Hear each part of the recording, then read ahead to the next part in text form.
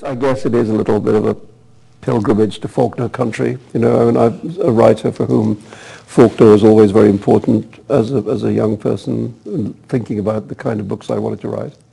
And so it's a real treat to come and look at the original of Yoknapatawpha, you know, and have a look at his house and so on and so on.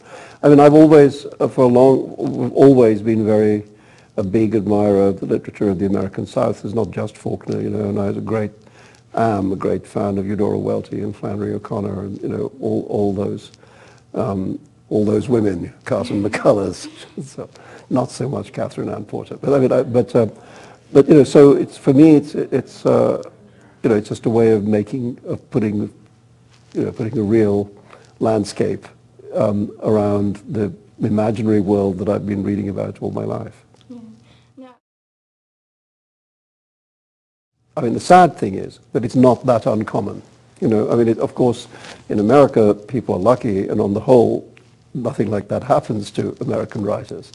But in many parts of the world today, you know, writing is something which often comes into conflict with a kind of with not just fanaticism, but with tyranny and so on. And you know, if you talk to writers from the former Soviet Union, they can tell you 100 stories like this. You know, and similarly, even now across the Arab world, there are many writers, and in China also. It's not only the Islamic world. So my story is one of those stories, but also in many ways I think of it as an indication that you can in fact defeat such threats. You know, because thanks to a lot of people's support and government support, including many people in this country and the government of this country, we were able to get those threats removed. You know, and so it shows that it is worth standing up to these things.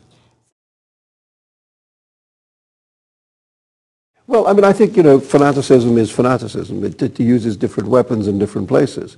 But I think it's true that at the moment around the world there is a rise of this kind of activity. You know, I mean, we all know about Islamic radicalism, but you know, in India, which is where I originally come from, there has been in recent years an enormous rise in a kind of Hindu fanaticism, which also has been very Philistine and very hostile towards the arts, not only literature, but, you know, destroying paintings and so on, which are seen to be blasphemous.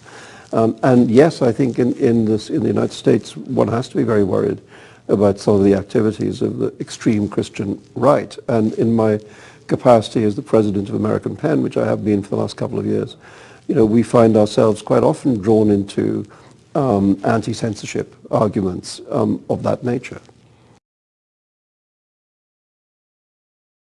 I think there's a general struggle in this country at the moment about what at Penn we call core freedoms, and I think there has been a growing part of the work of Penn has been not just to defend writers who are being persecuted around the world, which is the traditional work of Penn, but actually to fight to defend those fundamental freedoms in this country.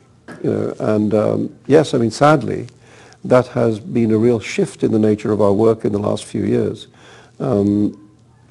as that kind of project seems to have increased in ferocity inside America.